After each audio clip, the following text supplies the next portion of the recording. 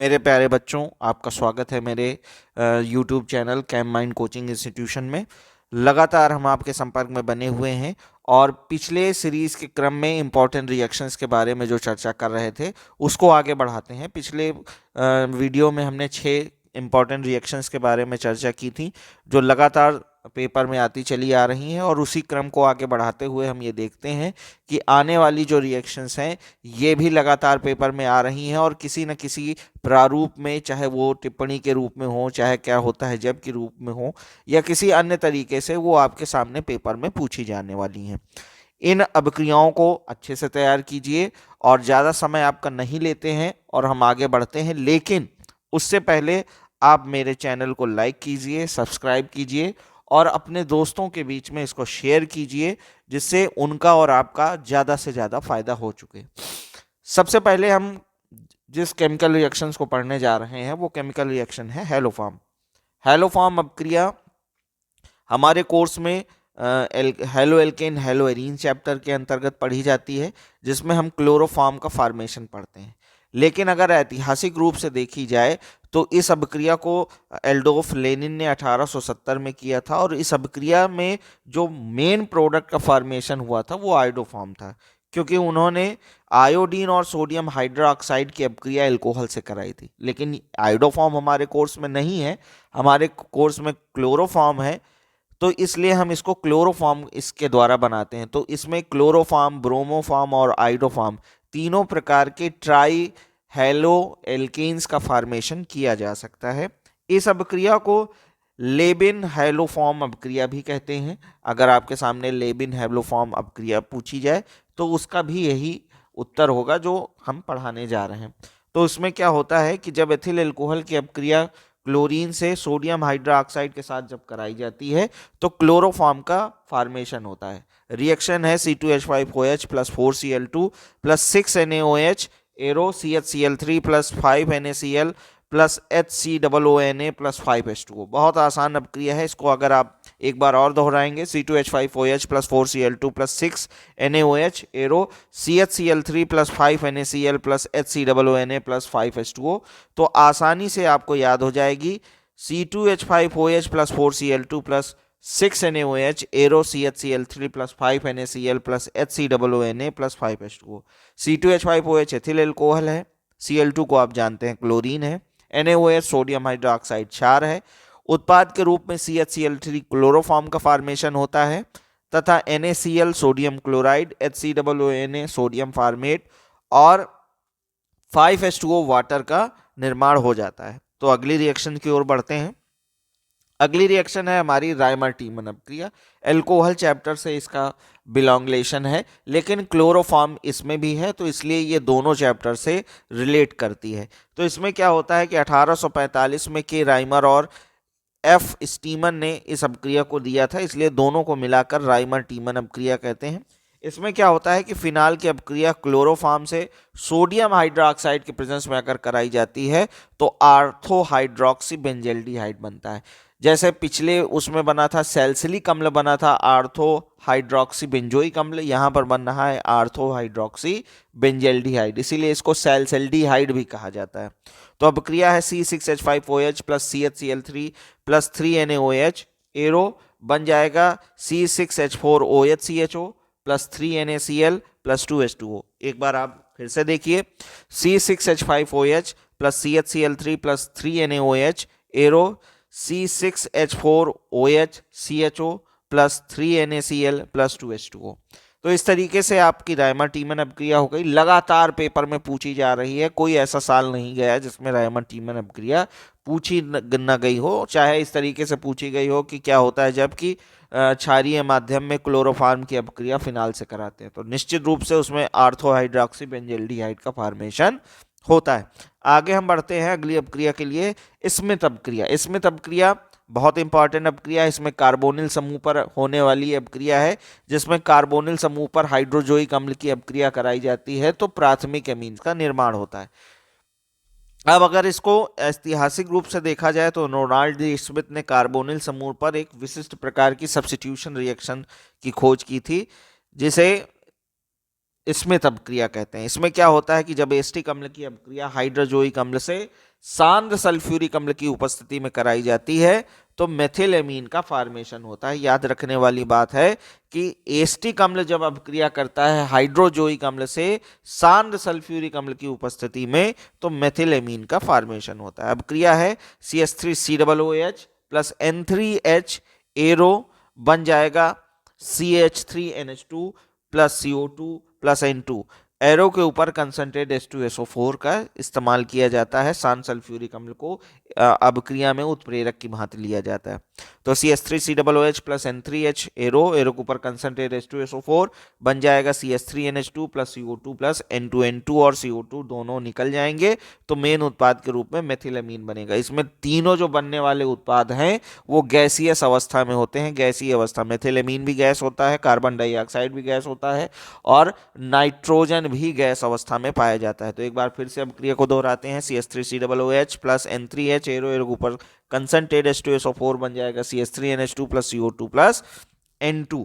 इस अपक्रिया में CH3COOH acetic अम्ल है, N3H हाइड्रोजोइक अम्ल है, बनने वाला उत्पाद मेथिलेमीन CH3NH2 है, कार्बन डाइऑक्साइड है और नाइट्रोजन है। ये बहुत इंपॉर्टेंट रिएक्शन है, इसको याद रखिए। इसमें कार्बोनिल समूह जो है हाइड्रोजोइक अम्ल से अपक्रिया करके एमीन समूह में बदल जाता है। इसमें क्रियात्मक समूह ही पूरे बदल जाते हैं, इसलिए ये इंपॉर्टेंट अपक्रिया है। इसमें डायरेक्ट कार्बोक्सिलिक अम्ल से आप एमीन का फॉर्मेशन कर सकते हैं। कन्वर्जन के रूप में भी इसका इस्तेमाल किया जा सकता है। आगे बढ़ते हैं अगली अपक्रिया के लिए। देखते हैं हमारे पास अगली अपक्रिया है सेंडमायर अपक्रिया। बहुत अच्छी अपक्रिया है। इसमें डाइएजोनियम साल्ट यानी डाइएजोनियम क्लोराइड सल्फेट ब्रोमाइड किसी का भी प्रयोग करके क्लोरोबेंजीन ब्रोमोबेंजीन का निर्माण किया जा सकता है या क्लोरीनेटेड या ब्रोमिनेटेड कंपाउंड्स का फॉर्मेशन किया जा सकता है। उससे पहले हम देखते हैं कि स्वीडिश वैज्ञानिक टी सेंडमायर ने 1884 में एजोनियम साल्ट पर एक प्रकार की विस्थापन अपक्रिया यानी सब्स्टिट्यूशन रिएक्शंस की खोज की थी। इसमें क्या होता है कि जब बेंजीन डाइएजोनियम क्लोराइड की अपक्रिया क्यूप्रस क्लोराइड या क्यूप्रस ब्रोमाइड तथा हाइड्रोजन क्लोराइड या हाइड्रोजन ब्रोमाइड से कराते हैं तो क्लोरोबेंजीन या ब्रोमोबेंजीन यानी क्लोरीन की जगह पर आप ब्रोमीन का इस्तेमाल कर सकते हैं लेकिन आयोडीन का इस्तेमाल नहीं कर सकते।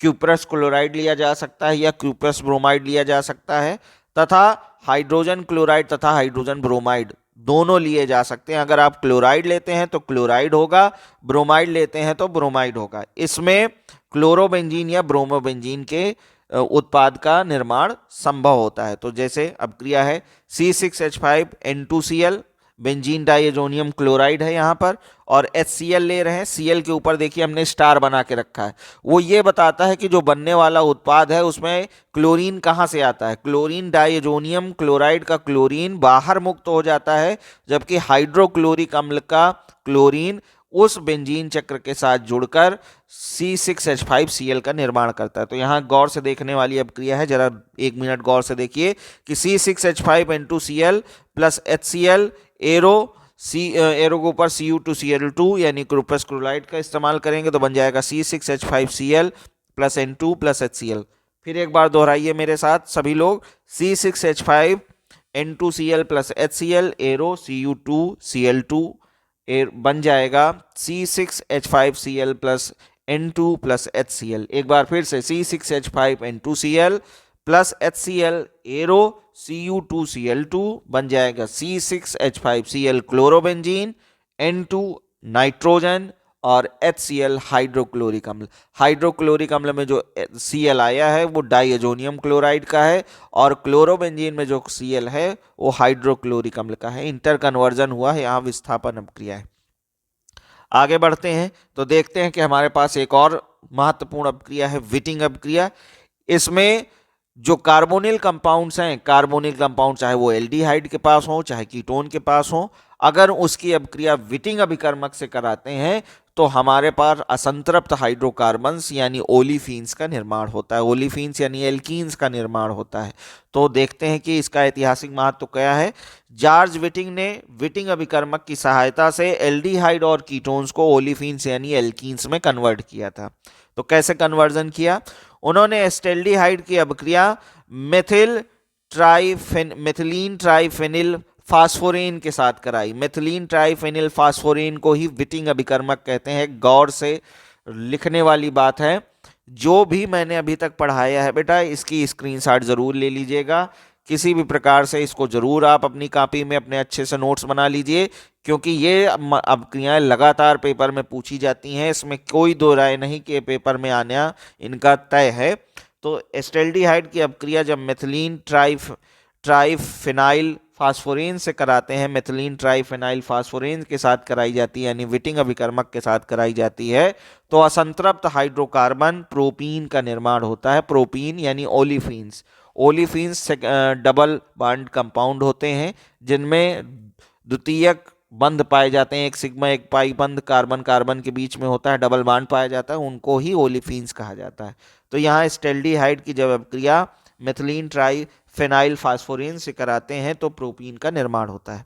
अभिक्रिया है, एस्टल्डिहाइड ले रहे हैं CH3CHO प्लस C6H5 का whole thrice P double bond CH2, यही है मेथिलीन ट्राइफेनाइल फास्फोरेन।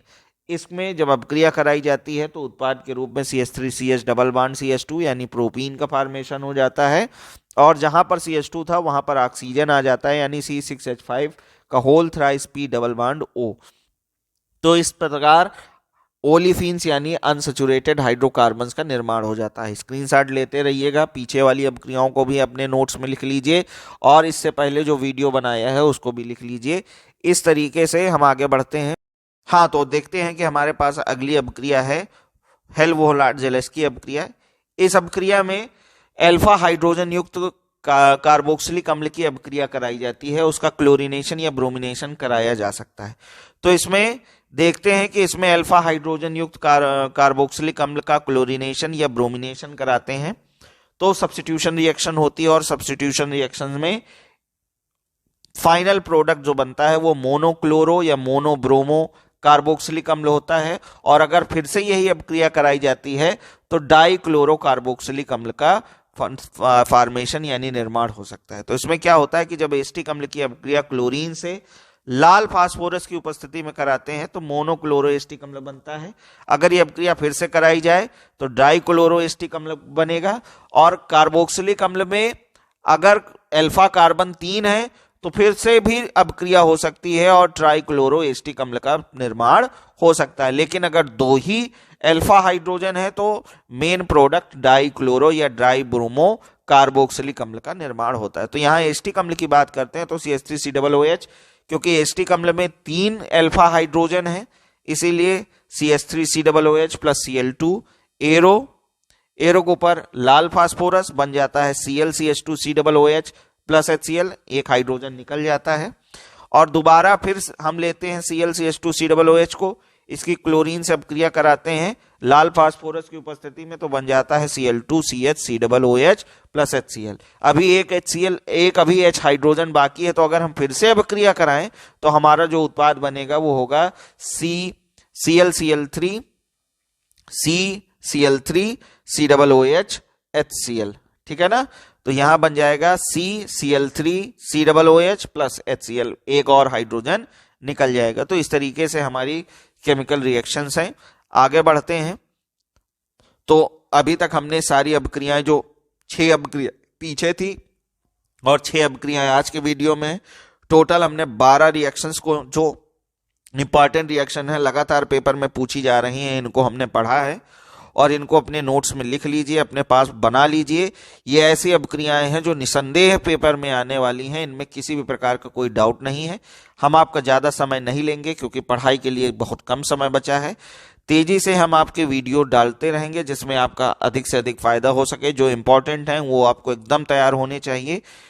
तो इसलिए हमारे चैनल को लाइक कीजिए, शेयर कीजिए, सब्सक्राइब कीजिए, और देखने के लिए धन्यवाद सभी बच्चों का। Thank you so much.